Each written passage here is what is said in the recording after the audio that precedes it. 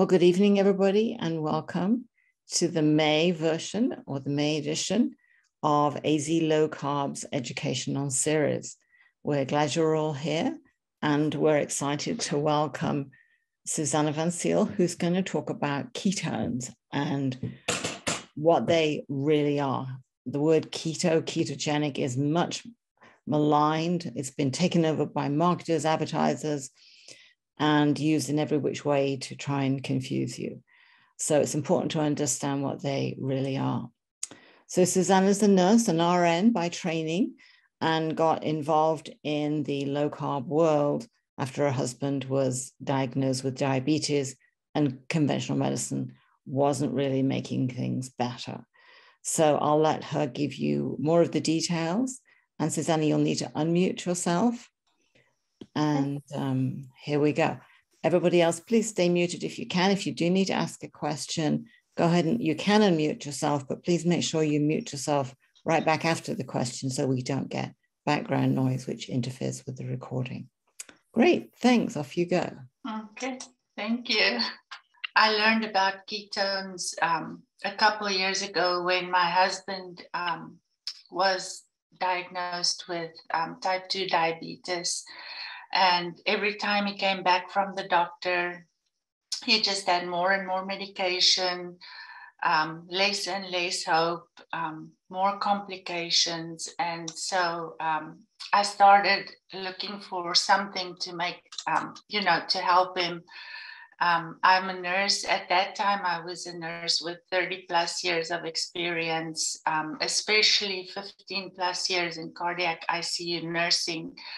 And I saw the movie, The Magic Pill, which I didn't realize at the time, but it was describing the ketogenic diet. I saw that movie. I started looking for answers, and I found them in the ketogenic diet. And we started at the end of 2018 with him, and within 3 weeks, he was off all his insulin, off high doses of medication, just with so much hope. He lost a bunch of weight, and I realized that if you start a ketogenic diet, people, especially who are on a lot of medication, need some help, because you can't just leave them on the medication. They'll have severe side effects. You have to taper them off, and looking for a doctor who would be able to do that. We found that very few doctors really knew about that, and they really weren't working with us. But we found that nutritional ketosis is life-changing, dramatically changes your levels of energy. It gives hope to people who previously thought their diseases were chronic progressive disease, meaning it will always stay with them and it will always be getting worse. And so we found that that does not need to be the case. And I just want to let you know, I'm the owner of Amavi Consulting, which consults on a ketogenic lifestyle. And my bias is I live a keto lifestyle myself with my family. And just so you know, none of the products shown are endorsed. It's just pictures of some of the instruments you can use to measure your journey as you go along. And this presentation is based on the most current available information. It may change as research changes all the time. And make sure you consult your own doctor and make your own healthcare decisions as you go. Then our objectives tonight is to find out what are ketones. Where do they come from? What is their function, and why is this important to know to you as someone who takes care of your own health? And then finally, how to measure success to see if you're doing it right. Ketones are organic compounds with a carbonyl group, and they're bonded in a 2-carbon backbone. And they're formed in your body when you take in mainly fat as fuel. They're also, even when you take in some carbs, most people are in a little bit of ketosis when they wake up in the morning. These are water-soluble metabolites, meaning they can be transported in your blood, and they're soluble, so they can be easily accessed to act as an alternative fuel. And they're also a cleaner burning fuel than glucose, because they generate less reactive oxygen species, which are the compounds that do all the oxidative damage in your body and makes you age. So we come to our first ketone, which is acetone. It's a byproduct of acetoacetate, which you'll meet in just a minute. And most of the excess gets excreted in the breath. And you might have heard of acetone before. It's exactly the same thing that takes off nail polish. So it has a very distinctive smell. And when somebody first goes into ketosis, that's one of the ways you know they're in ketosis, because you can smell it on their breath. And then acetoacetate is very much the center of the ketones, because both acetone and beta hydroxybutyrate are products of acetoacetate. They're produced from fatty acids in your liver when you take in mainly fat for fuel and very little carbohydrates. So that makes your insulin levels very low, and makes it much easier to create these ketones that are such beneficial compounds in your body. And the excess of them gets excreted in your urine. So the acetone goes out by your breath, the excess, and the acetoacetate goes out by your urine, which a very simple way to measure for acetoacetate is in your urine. And we'll talk more about that later. And like I said, this is one of the building blocks for beta hydroxybutyric acid. And here is beta hydroxybutyric acid. It's the primary ketone body in the blood. I have read in some books that they say it's actually not a ketone, but it's widely accepted as the third ketone and the most primary and important ketone. And it is actually the preferred fuel for the brain. And the way this was figured out was by scientists putting cannulas into the carotid arteries and measuring it, ketones, and checking to see how your brain does on that. And they found that your brain highly prefers beta hydroxybutyric acid as a fuel as compared to glucose. And here you can see these are all the different glucose molecules: fructose, galactose, lactose, and maltose. Those are all different names for sugars, and they all basically have the same structure, although they are much more complex than the ketones, which may show the fact that they use a lot more oxygen to create fuel than the ketones do. So they create a lot more reactive oxygen species that can make you age faster, and is one of the root causes for chronic disease. So ketones are manufactured in the liver during times of fasting or minimal intake of carbohydrates, which the ketone diet mimics fasting. And it's a much easier way to get your body to make ketones than fasting. Although people who fast regularly will tell you they feel a lot of benefits from that. And the more you do it, the easier it gets. But it's always wise to talk to your doctor before you fast, which with the ketogenic diet, that just makes it a little bit safer to get your ketones than fasting for a long time. And one of the reasons that your liver will manufacture the ketones is because your insulin levels will be extremely low, and your body cannot make, when you have a lot of glucose and your insulin levels are high, your body will not make ketones. And this is the fat burning state you want to be in, especially if you want to lose weight, because you can have your fat cells release those triglycerides and use them as fuel instead of storing them, taking up space that they're not paying for. Ketogenesis is the word for making of ketones. And this is a totally normal physiological process. It is something that happens in everybody. And actually, babies are born into ketosis. Babies who are exclusively breastfed are in a state of ketosis because of the high fat content of breast milk. And a lot of the baby formulas will actually have C8, C10 acids in them so that they can be easily used by the babies as fuel.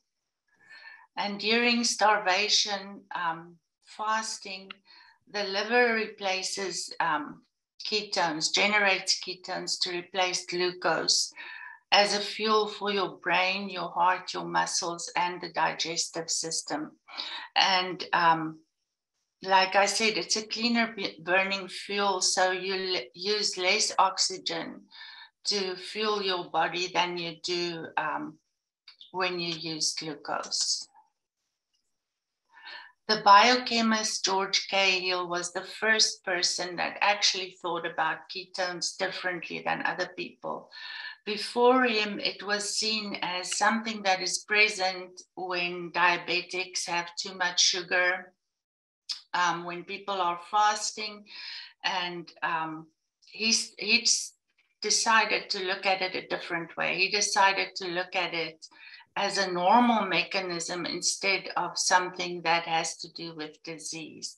And that led him to some research that he actually, like step for step, can show the alternative energy metabolism. And what makes it great is that when you're insulin resistant, your cells get locked down because your insulin receptors are not working. So you can't get the glucose into the cells even if you have it. But the ketones use an alternative pathway, so they can still go into the cell, which we'll see later on why that is so important to have that. And this is also the reason why people can survive periods of starvation. There was a Scotsman that actually fasted just on water, coffee, and tea for more than a year. He was severely obese, and he fasted for more than a year, which when they did the calculations of regular energy in, energy out, they thought the calculations showed that people should die much earlier for when they fast that long. But because ketones is all about chemistry and not calories, it works differently, and you can survive a lot longer on ketones than previously thought before Dr. Cahill did all his research. And another wonderful thing in our body is that when you have baseline insulin like normal people do, and the people that don't have that are people who suffer from type 1 diabetes, they don't have insulin. And so when you have that baseline insulin, your body has a feedback loop that controls how much ketones are made. So it will circle back to your adipose tissue, your fat cells, and it will signal down to say, okay, we've got enough ketones right now. Let's not release any more until we need it. So you won't during the night go to sleep and have an overload of ketones unless you have an issue with too low insulin, like people with type 1 diabetes. So early on, like in the 1800s, when people thought that ketones were just a product of disease, they didn't realize that people actually have two forms of metabolism. And this is what you see with the standard American diet, the SAD diet, is where you have impaired metabolism. So you have a high carbohydrate intake. You make a lot of insulin to try and control your blood glucose. And so you're just burning glucose. And all that glucose is using a lot of oxygen and generating a lot of reactive oxygen species, which makes you age faster and sets the stage for chronic disease. And in this state, you are also in a state of fat storing. So you're not letting go of any of your unwanted renting cells on your body. You just have them all sitting there. Whereas if you have your ketogenic diet or you're fasting, you have very low carbohydrate intake. So your body doesn't need to make a lot of insulin. Your blood glucose stays a lot more steady, which is really great for the body because high levels of insulin is very corrosive to all your arteries and all your cells. Your body, there's only 3 cells in your body that does not use ketones. And those are some of your ocular cells in your eyes, some of your blood cells, and some of your neurons in your brain. And those are the only ones that really need glucose. But your body is able to make glucose from protein and amino acids as it's needed. So you never have to worry that you're not going to have enough glucose because your body can create it as it's needed. And in the ketogenic metabolism, you're fat burning. You're using your fat in your body that is living there rent-free, and you're getting rid of it to do your daily tasks. And then this is also where you have the making of the ketones, ketogenesis. Nutritional ketosis, like I said earlier, is a very common physiological state.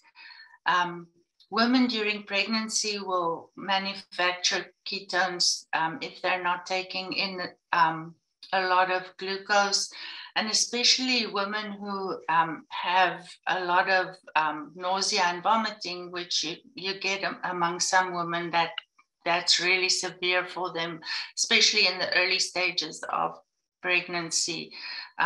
They will manufacture ketones and keep their baby and themselves healthy. And anyone practicing fasting, which has been a religious practice among many religions for a long time. So the reason why you hear so many bad things about ketosis or the keto diet is because of ketoacidosis. Ketoacidosis is where your body is making too much acid in the absence of insulin, like I said earlier, with type 1 diabetics and some type 2 diabetics whose beta cells in their pancreas is not functional anymore, they might go into ketoacidosis. But this has nothing to do with the diet. This is a physiological state that they go into. And normal nutritional ketosis is 0.3 to 5 millimoles per liter. And ketoacidosis is more than 4 times that, 10 to 20 milligrams. It's actually closer to 20 milligrams, where you will have people go to the hospital and they'll need to get IV insulin. And in nutritional ketosis, the difference between ketosis and acidosis is that you have a low blood glucose, which keeps your sugar, your ketones in check. But with ketoacidosis, and this is part of why they have the acidosis, is because they have very high blood glucose. And this is like in the 600s to the thousands. I've actually seen this personally in ICU, and this is a life-threatening condition, whereas nutritional ketosis is life-enhancing. It makes you feel better, and it's a normal physiological state when you have low carbohydrate intake. And ketoacidosis, at the root of it, is abnormal pathological state in the absence of insulin. And here you can see the curve. This is where it's normal, 0.5 going up to 3. And then you have starvation ketosis, which is really not what you want. You want to be in this optimal ketone zone of 0.5 to 3. And once you get above 10, that's when you get into danger, which is very unlikely when you're not a type 1 or a compromised type 2 diabetic. So the functions of ketones are very important, especially if you're thinking of longevity, aging gracefully, staying healthy. Ketones are a much cleaner burning fuel than glucose. And I think if you think back to how they are built, you could see that the oxygen takes up a lot more, the glucose takes up a lot more oxygen than the ketones does, just due to what they look like. And also, ketones function as signaling molecules. They suppress inflammatory pathways, which is why a lot of times you'll find that people who have arthritis or fibromyalgia, people with chronic pain, they will find that on a ketogenic diet, they feel much better. They're not having as much pain. They don't have to take as much pain medication. They just feel better because there's not as many free radicals floating around that can make you sick. So this diagram here, you'll see that it's actually in a different measuring unit than we usually use for insulin, for blood glucose. And I think it's from, it's a European measuring. It's not American measuring. So what happened here is they gave a bunch of insulin to people and looked at their blood glucose, which went very, very low, which would probably for us be like 40 to 60. And what they found is that where usually people who have severe hypoglycemia with blood sugar of 40 to 60 would get confused, they would go into a coma. These subjects actually survived without any brain damage. They didn't go into a coma.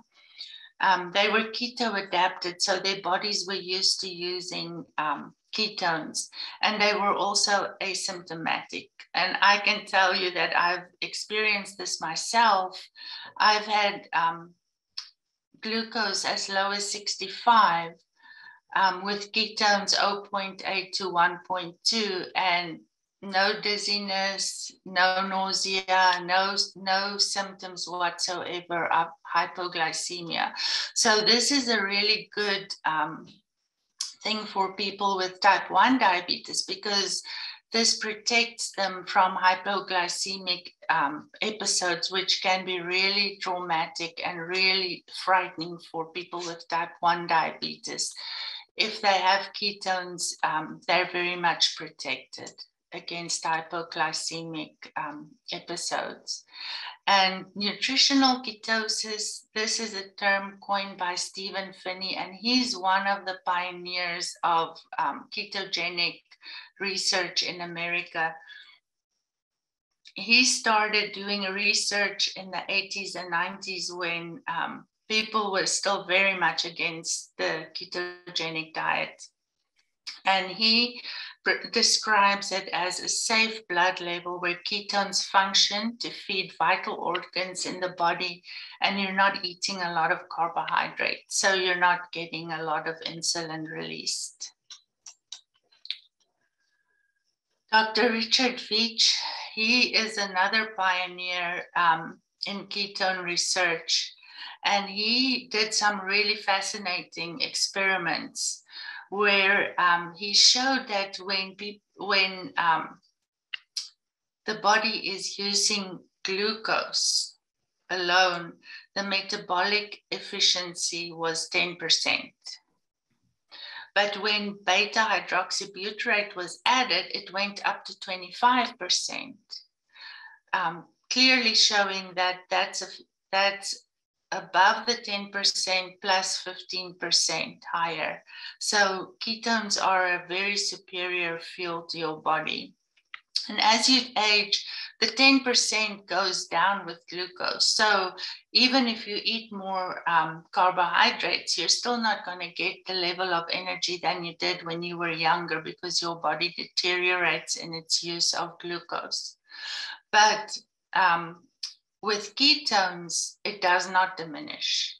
It stays the same at the 25%. So that's something that's really beneficial, especially as you get older. You don't want your energy to diminish, because most of us have more things to do rather than less when the older you get.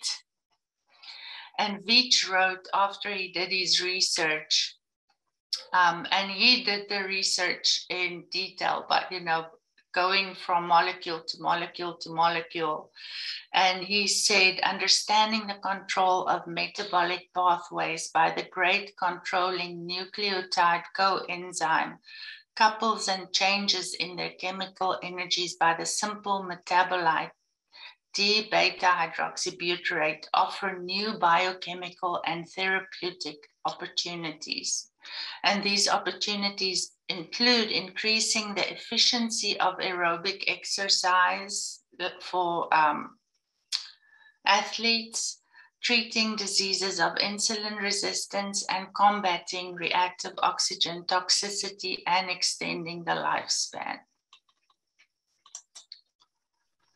And the first use for ketones was probably for people suffering from epilepsy. Since ancient times, they saw that they didn't realize it was ketones, but they realized that when people fasted, their seizures were less and they didn't suffer as much.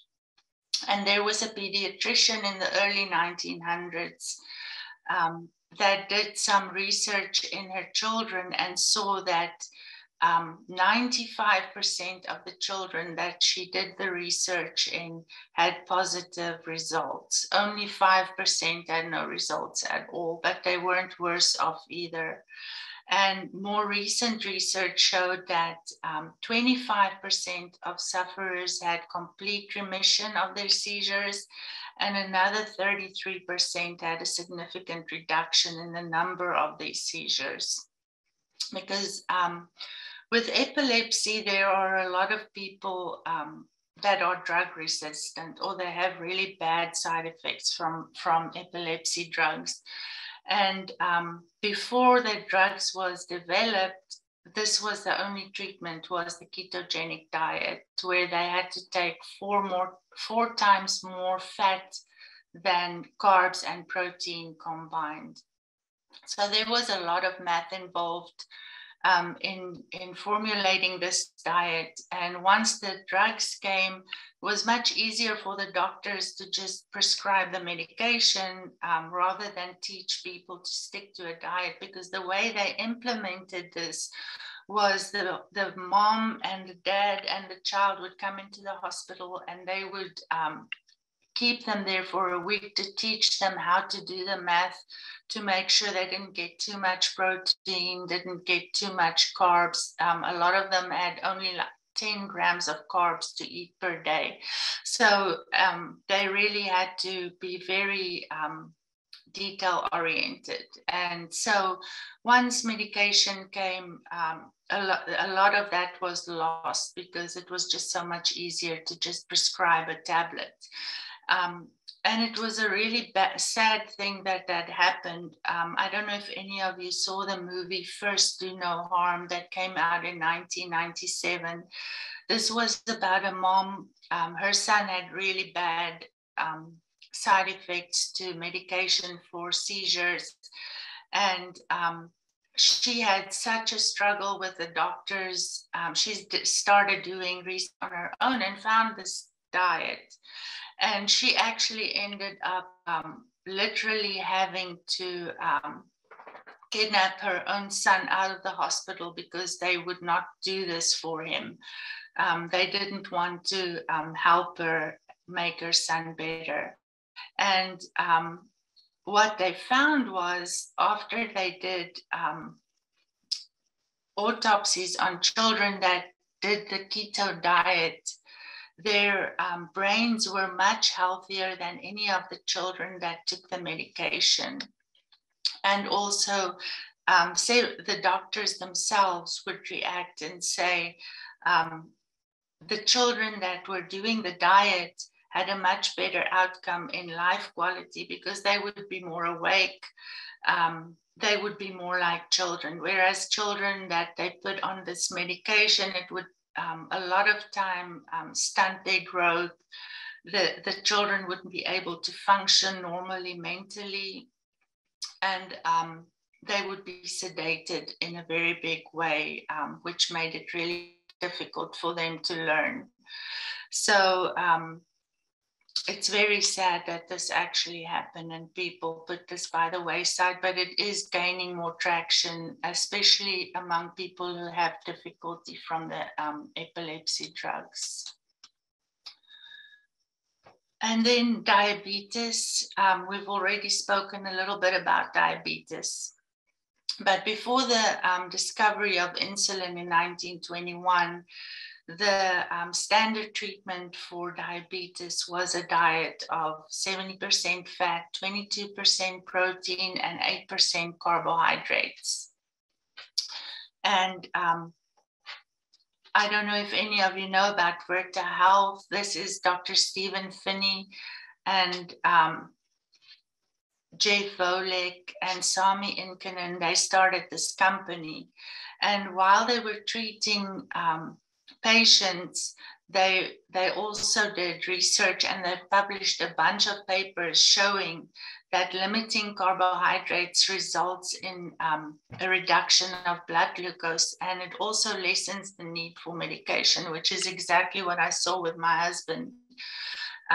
And as the need for medication goes down, you also don't have all those bad side effects. So this is really excellent research that Virta Health done, and you can go to Virta Health and look at some of their testimonies. They really give people their lives back, because this is not just about being medication free or diabetes free. This is having hope for the future. And some of the the damage that was done by the diabetes, because ketones are anti-inflammatory and they don't do any damage as they create energy. A lot of the damage that is done by diabetes is lessened by doing a ketogenic diet. It helps your body repair itself. And so with type 1 diabetes, the body does not produce insulin. So exogenous insulin will always be needed, meaning that they will always have to take some insulin shots. But they will always have to they will take less insulin than they would have if they didn't do the ketogenic diet. And since insulin is also very abrasive in your body cells, that's a really good thing that you don't have to take a bunch of insulin. So, and another good thing it does is it aids in blood glucose control. So they don't get those severe ups and downs that they have when they don't do a ketogenic diet. I personally know somebody with type 1 diabetes, and especially children growing up with it have mental health issues as well, because they live in a constant state of fear that they're going to go to sleep and not wake up because of a low blood glucose coma. Following a ketogenic diet really helps with that they don't really have those severe low blood glucose episodes. And if they have low blood glucose, the ketones are neuroprotective, so it helps them protect their brain. Type 2 diabetes, high insulin resistance. Never before was anyone told that they could reverse this until Virta Health published their results. So it's easier and easier to print some of these papers off and take it to your doctor and let them know that this is totally possible. You don't have to be a diabetic for the rest of your life and suffer the consequences. And then we come to cancer, and cancer is really rampant today. The primary source for cancer is glucose. And you can actually see this manifest when they do a PET scan, that's a positron emission tomography scan. They have radioactive tracers attached to glucose. And then they take pictures to see where this radioactive glucose goes. And it goes straight to the cancer. And that's how you find the cancer, because it takes up all this glucose and you can see exactly where it is. And cancer cannot utilize ketones and free fatty acids for energy. So when your body is devoid of glucose and you're just using ketones, then there's no fuel for the cancer. So they get, so it starves them, but it also helps during treatment. Like patients who are in ketosis will recover faster from the radiation and the chemotherapy, and they have less side effects. They also have a shorter recovery time. A lot of times when they go to have their treatment, I know Dr. Nasha Winters, who's a cancer survivor herself, she recommends them to fast the day before the treatment. And then they want them to have a specific level of ketones in their body that helps them to make the radiation and the chemotherapy much more potent to kill the cancer and help them recover sooner than they would without the ketones. And right now there's multiple scientists doing research on the role of ketogenic diet and ketosis in the treatment of cancer. Dr. Thomas Seyfried, he wrote a book, Cancer as a Metabolic disease, I think is the name, Dr. Eugene Fine, Dr. Colin Champ, and Dominic Agostino, and he actually does research for the Department of Defense as well. And then Alzheimer's disease, which is also now referred to as type 3 diabetes, which acknowledges the contribution of insulin resistance in the brain.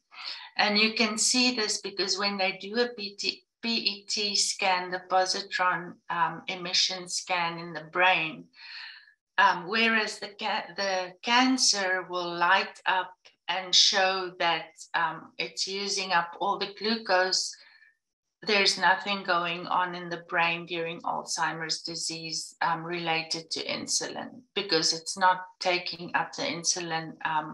The brain cells cannot use it. So as well as fuel the brain, the ketones also lower inflammation in the brain. And increased ketone availability will have improved functionality more than pharmaceutical interventions. So none of the medications so far that they've developed for Alzheimer's disease has really had a life-changing effect. But they have started looking at a medical food which has been approved by the FDA, and it's called Axona. And that actually increases ketones that can fuel the brain. And one of the people who has also had personal experience with this Alzheimer's disease is Dr. Mary Newport. She's a pediatrician, and her husband was diagnosed very early on. He was in his very low 50s when he was diagnosed. And she also started looking into treatments to help him. They actually signed up for some treatments which made him worse, medication trials which made him worse. And she started giving him coconut oil to help him have more ketones. And let me show you what the outcome of that was. So here is her husband Steve's clock test. And this is a standard test they do to test for Alzheimer's and the progression of it. And the reason they did this test was to see if he would be appropriate for one of the trials she wanted him to take part in for the medication. And so the one on the left is the one that you can see. This is totally not organized. You can't even, if you didn't know this was supposed to have anything to do with the clock, you wouldn't know what this was. And this was before she started him on coconut oil. And then the middle one is the one 14 days after she started giving him coconut oil. And it wasn't a lot. I think it was like a tablespoon with every meal that she gave him, as well as taking out the carbs in his diet. And here you can see there actually is a face now for the clock, and the numbers look like they're getting into the positions they should be in. And then the one on the far right, you can actually now make out that this is 1, 2, 3 o'clock, 4 o'clock. And this is almost 5 weeks into having coconut oil. And the sad part of Alzheimer's disease is these actually totally forget how to feed themselves. They forget how to dress themselves. They forget the people around them. They totally lose their functionality.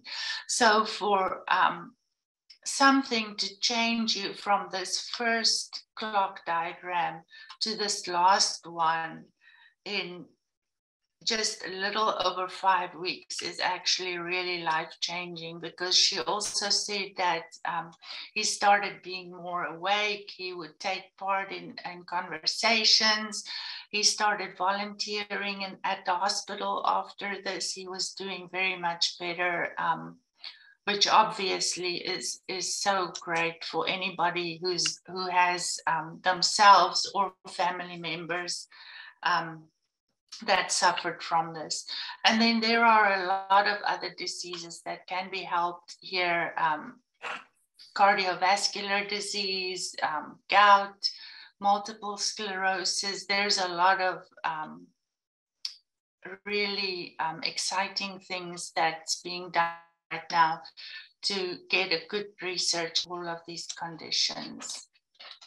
And then on athletic performance, DARPA, the Defense Agency of Research, actually got Dr. Veach to go and work for them to find something that would enhance soldiers' mental and physical performance.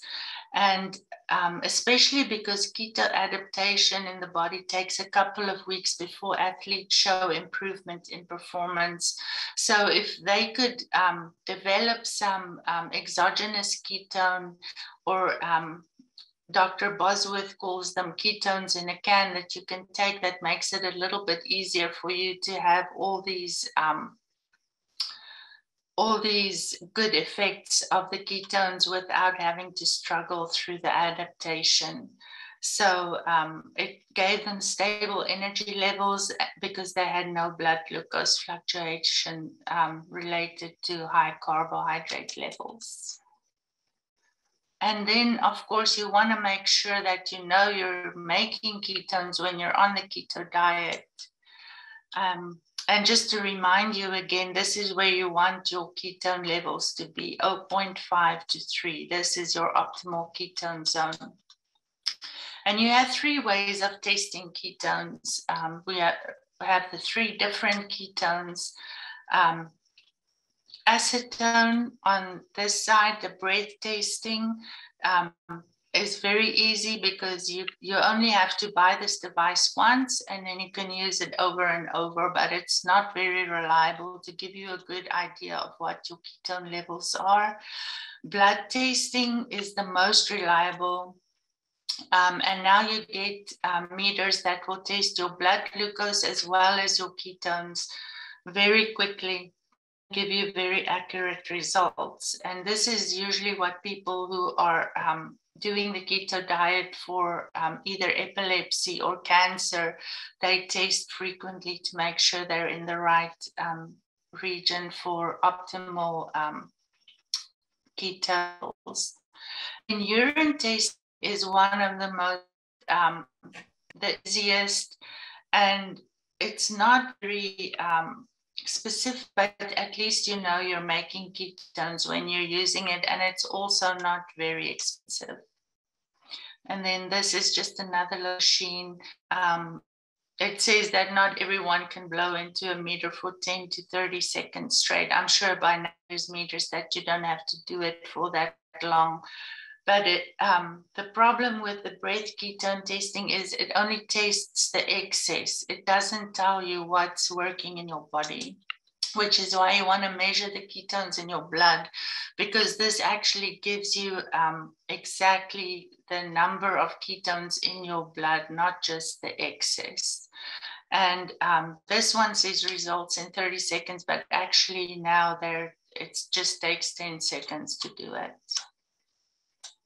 And then these are your urine strips.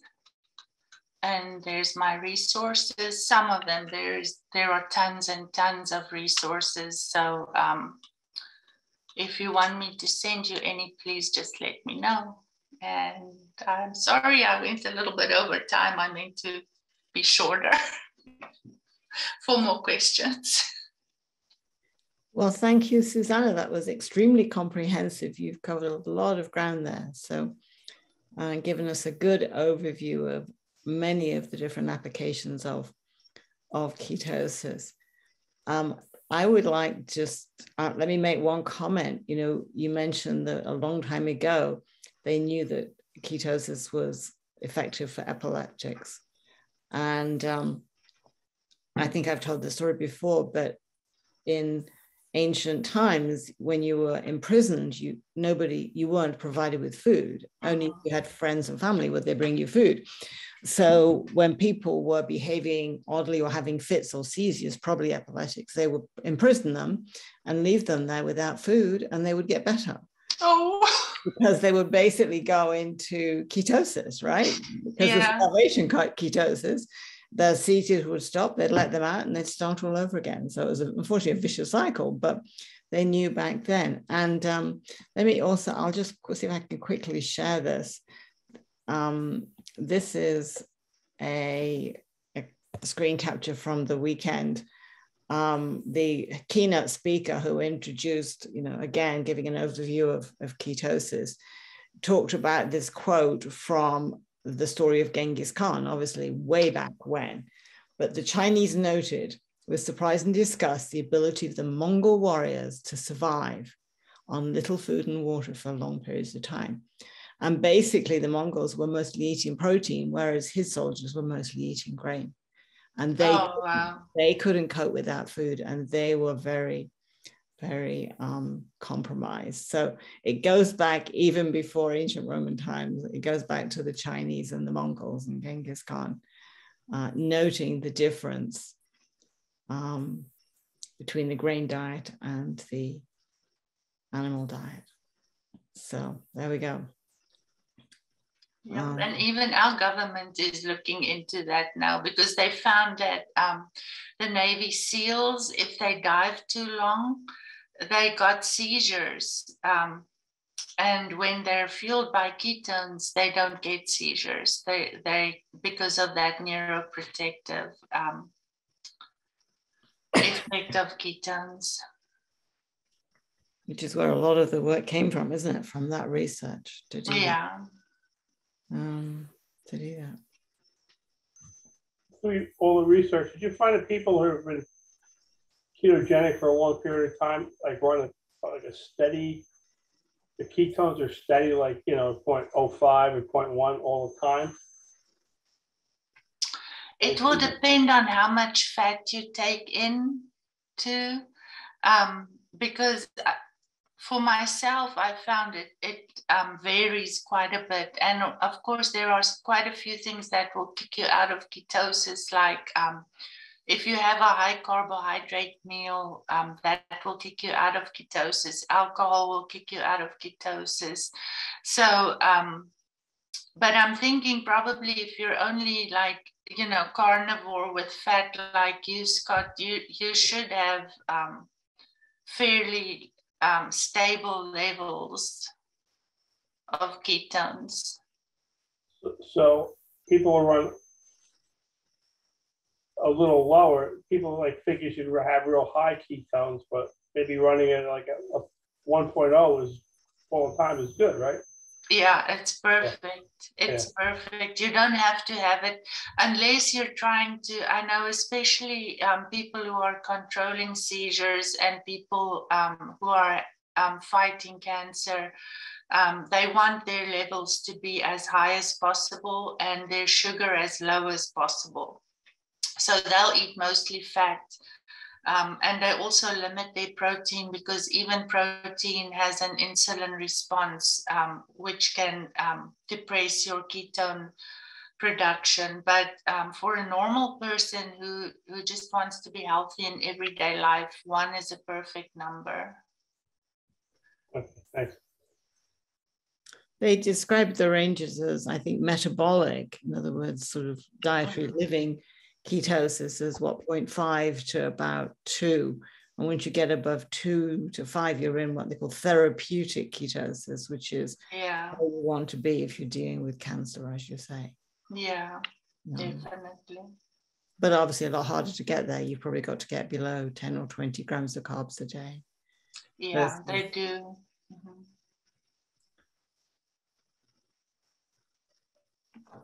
In fact, many clinicians use the presence of ketones as a biomarker that you're in nutritional ketosis. So, even if you'll talk to Verda and stuff who do have people test regularly for type 2, there are so many things that you can do, like, Brian Linska described one of his patients would make chicken noodle soup for the family and take out the noodles. But it would really affect her blood glucose. And because the starch was in the soup. So if she made the soup, took out what she was going to have, and then added the noodles for everyone else, then she didn't have a problem with her blood glucose. So there's a lot of things. There seems to be a lot of bio-individuality in terms of how you respond to maybe some of the artificial sweeteners or different things as well. So you don't necessarily need to unless you have a specific therapeutic goal, you don't necessarily need to chase ketones. Higher isn't always better, but knowing whether or not you're actually doing the diet or that chocolate bar or some strange thing that you didn't guess is throwing you out of ketosis, that way you can see.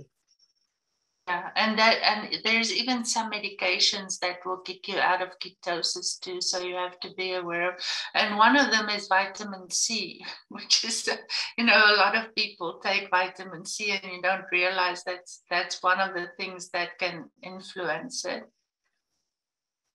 But that's why Dr. Atkins, he used urine keto strips. He wasn't so worried about what the level was specifically, but back when he was practicing, it was also much more expensive to do a ketone test because they didn't have all these little handy tools that we have nowadays. But he did, all his patients had to do urine keto strips so that he would know that they were compliant and they were not going above their carb level to burn fat.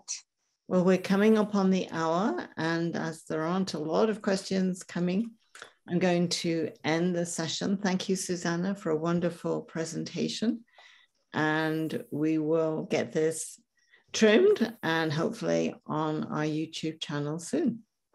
Good night, everybody. Thank you.